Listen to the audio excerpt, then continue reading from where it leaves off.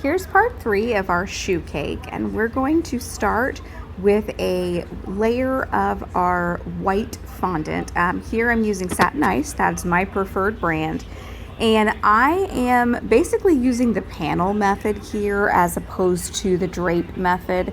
I am just no good at the drape method, which is why you will almost always see me panel pretty much everything we do.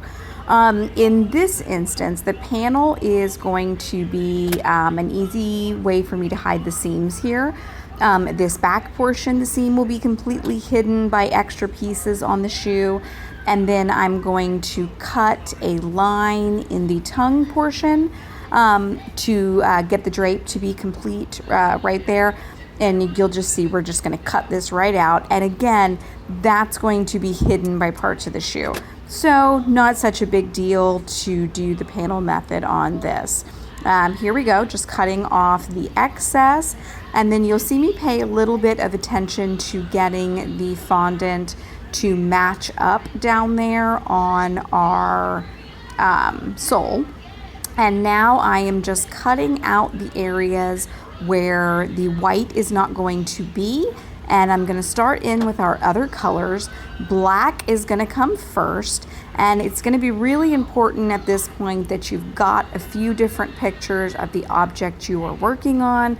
You're going to want a front angle, you're going to want both sides, and then depending on the object, a top and a bottom if you can find it also. So again, we've cut out the white and we're adding black into the cutout portion.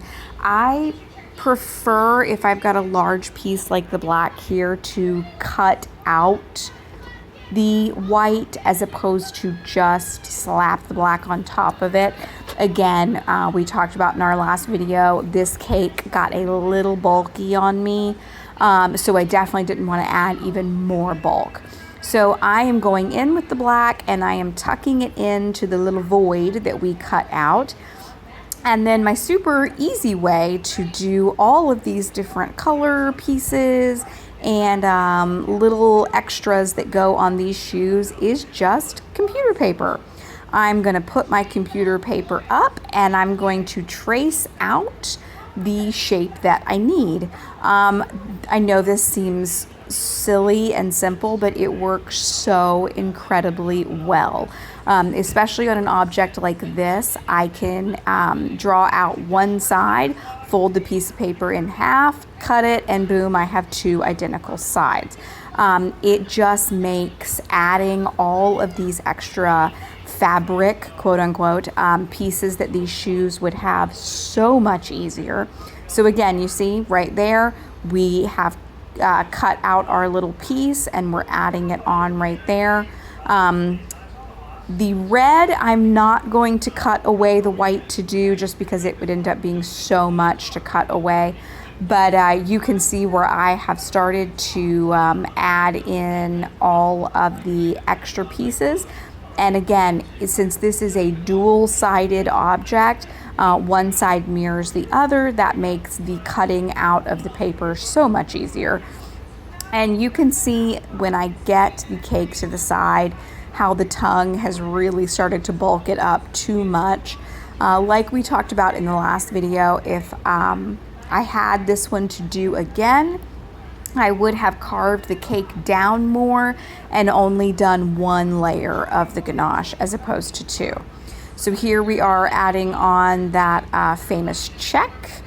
We won't say what brand that's from, but you know, their famous logo there. And then anywhere you need to trim, just you've got your really sharp X-Acto knife, you're just trimming, making sure the two sides mirror each other as much as you can. And then to get all the little stitching effects on here, I'm just going to take my little stitching tool. In this instance, I am putting the little holes that go in the front. I do not know what these are called. We're just going to call them little holes. But all the different, there's our little stitching tool, and we're just going to run that along everywhere you see in your inspiration pictures that your cake has stitching.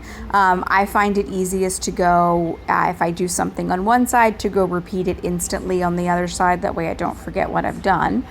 Now I'm coming in here with just a tool to add in little holes. These are going to be where my shoelaces are going to go. And the shoelaces I've gotten some texture with from a texture mat. There it is right there. And that just adds kind of the perfect little waffly texture that these shoelaces would have. Here is my multi-ribbon cutter. This is fantastic when I need multi-strips, all the same size, cut at once. And for these shoelaces, I'm just going to poke them in each side. And then when we get to the ends, we will point one of the ends. And then how you put these shoelaces on is going to really be up to you. This is my easiest method of doing it, is just kind of pinching one end and then putting both ends in the hole just like that. Don't worry about any extra cornstarch going on right here. You can use a little bit of water and tap that out at the end. Remember, your laces are, they need a little movement to them. Try not to make things super straight, super tight. Movement is what makes these hyper-realistic cakes look so realistic. You can see we've just pinched the ends of those shoelaces, and we're just going to go in and we're tucking around the soles so that everything matches up there. Again, you can see how this shoe got a little bulky on me. I would advise you to be careful about that. And here we are on our finished board with some edible money. Hope you enjoyed.